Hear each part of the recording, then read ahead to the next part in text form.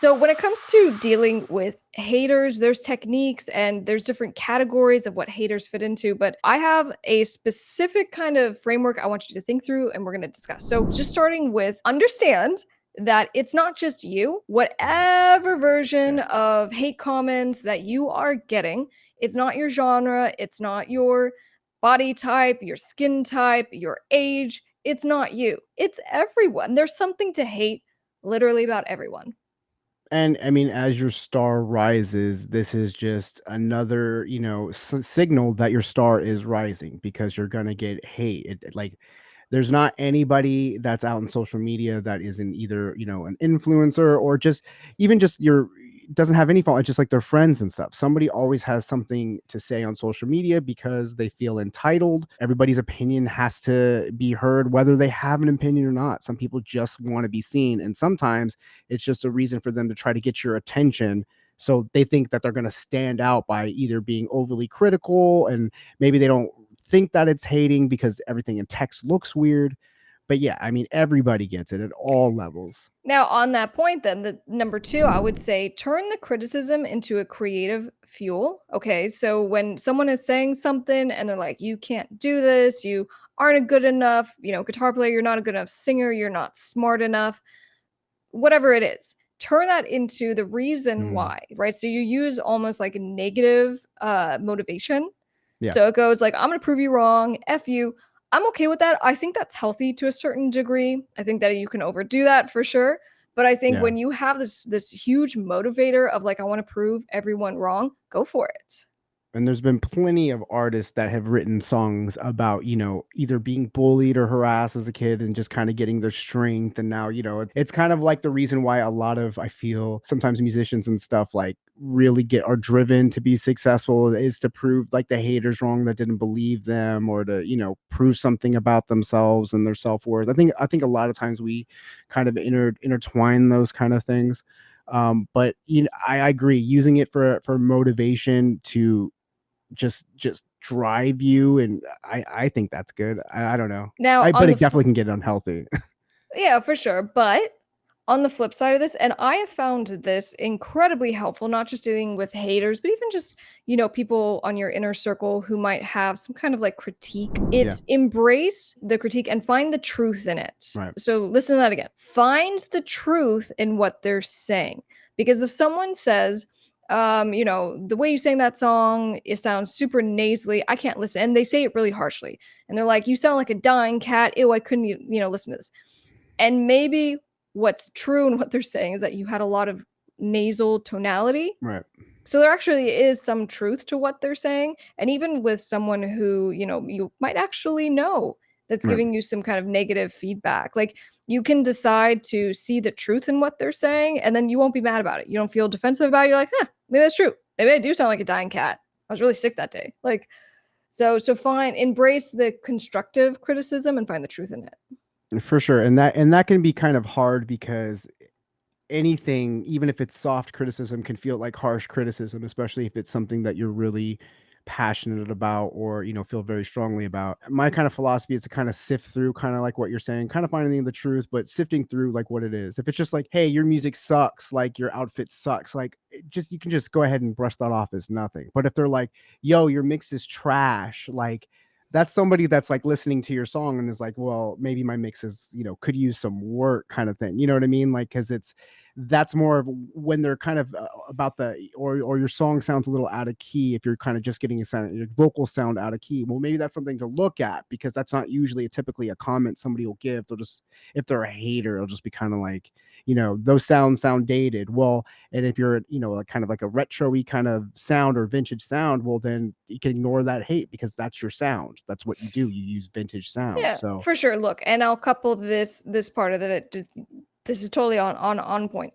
A lot of the hate is truly just a projection, right? So understand that some people are just going to be rude, and there's nothing that you can take through their criticism. So it's good, obviously, to then find your supportive community. Have like you should care about what the people who care about you care about. yeah. Okay, and the most empowering thing is that if you can just not care about even the compliments. Right. Because if you're all about needing the affirmation and the compliments, that means you are susceptible to the other side, which is the Right. negativity. And so if you're just like, I'm doing this because I love it and I have my supportive community, you guys are great. I'm pushing out music for you. I hope you like it. But I don't need the pat on the back, because equally, if you don't get this huge pat on the back from your community, then you feel like Right. a loser anyway. But cultivating that community and actually like talking to your fans and responding to your fans can help through all of this. Remember that, like with haters, they have their motives, and then people that compliment also sometimes can have their motives. Like, Sure. just because somebody is kind of gassing you up doesn't mean that they're being honest. They could just be saying something nice to you, and you're putting way more weight into the sounds good comment than you are into, yo, mix is trash. Now, out of those two, I probably would listen to more of the mix is trash and maybe listen to go, why did they think that is trash? Because I don't know about my other artists out there. If I see something that's kind of critical about like one of my productions or something, I will immediately go listen to the song, try to put myself in their position sometimes, which is toxic. But, try to put myself in their position and see maybe what they're hearing. Sometimes I hear it, sometimes I don't. And then that's kind of how I judge, the comment. You got to be honest with yourself.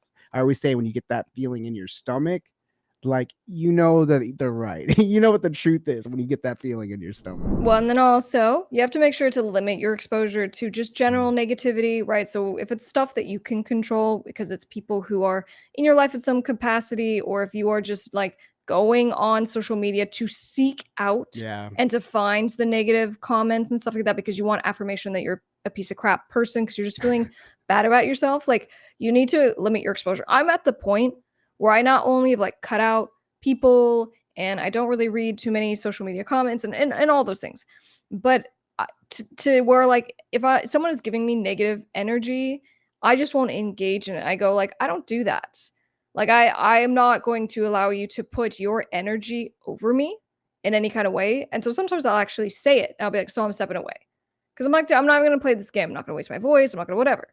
But whatever that looks like for you, because you know your life, you can limit your exposure to that negativity. But then on the flip side, that means you can celebrate your achievements, man, and you got to Yeah. be your own cheerleader. And this is hard. It's really difficult for people to find ways to love themselves because it sounds cheesy or they just don't know how to. But I think that when it comes to you kind of like getting yourself through your life, you are that Yeah. person that is stuck in the vessel of your body. You are the person that is stuck in your head, and like you deserve to be nice to yourself. So sometimes I feel like the biggest hater is yourself. That's me all the way. Like, I have the hardest time celebrating my wins or even acknowledging them to myself, let alone, on social media or just whatever. I feel like sometimes it's just too self-serving. I feel, like you were saying, like it's cheesy, but that's definitely something that I work against because a l- you know, I've had because I've been doing music so long, I've had wins, but then I've had a lot of disappointments too. And so I tend to sometimes I felt like, if I had got like a big show that was coming up and I wanted to really celebrate, like, oh, like we're gonna open up for this band and it's gonna be awesome. Sometimes those shows fall through. So sometimes I would get nervous about saying the exciting stuff or things that were upcoming up that I was really excited about because, if they fall apart, then it's like I feel like I just but that's definitely something that I've worked on over the years. Yeah, and so I think you need to be your own cheerleader, but also you kind of need to just put your head down. And I'll say this, part of just dealing with haters is dealing with your own kind of negative outlook on life and just waking up and not feeling great or being tired or feeling run down. And everyone wants everything from you. And so just understanding that a lot of that negativity is also just in your head. And so Yeah. the way I say it is I Yeah. go, today I'm just not in a resourceful state. I go, things that are always stressors, things I always have to deal with.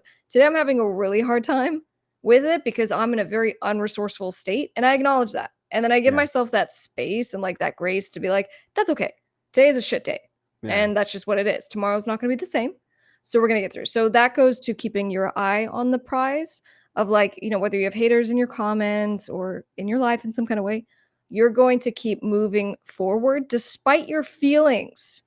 And I say this often. I go, your feelings, just because you feel them, doesn't Doesn't mean make what you're you feeling is true. true. Yeah. That's key. But like words, I think, and all of us, when we hear things or we read things, they just kind of echo in a loop in our head and we try to distract ourselves. And then it'll like, oh, you suck.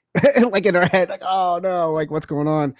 And I agree with you. It's at the end of the day, you are a business. Your career is your business, and you got to think of, what's Pepsi going to do?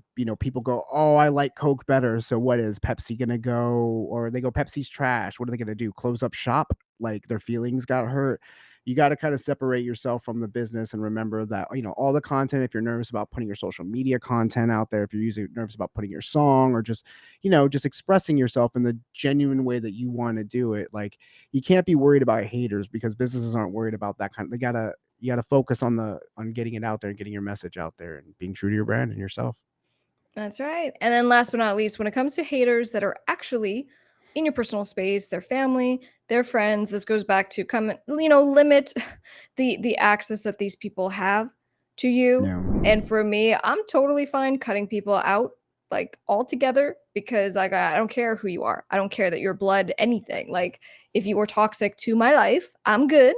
But that's me. Some people, don't sever ties, so just limit it. That's cool.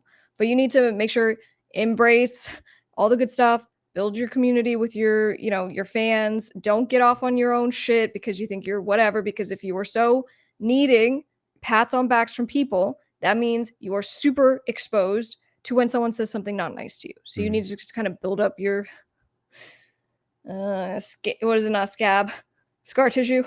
Yeah, thick skin, get that thick Thick skin skin. going. And just, Yeah. yeah, just always remembering that your friends and your family are not your fans. They're not your customers. They're your friends and your family. I know that I don't even talk to my friends and my family about what I have going on in my business. And just because it's just, if they're interested, they'll ask. They can see what's going on the pages. There's plenty of places that they can know. And if they want to know, they'll ask. And because I mean, there's only so many times that you're gonna end up holding so much animosity if they don't support you in the way. So it's just either better, just either let that go, just don't bring that stuff up. You can always talk to them about setting your boundaries, maybe explain some of your business if they're kind of hating on you. But I don't know. I tend to I just don't even deal with it. I just focus on the people that are interested, which is, my actual fan base, my actual community.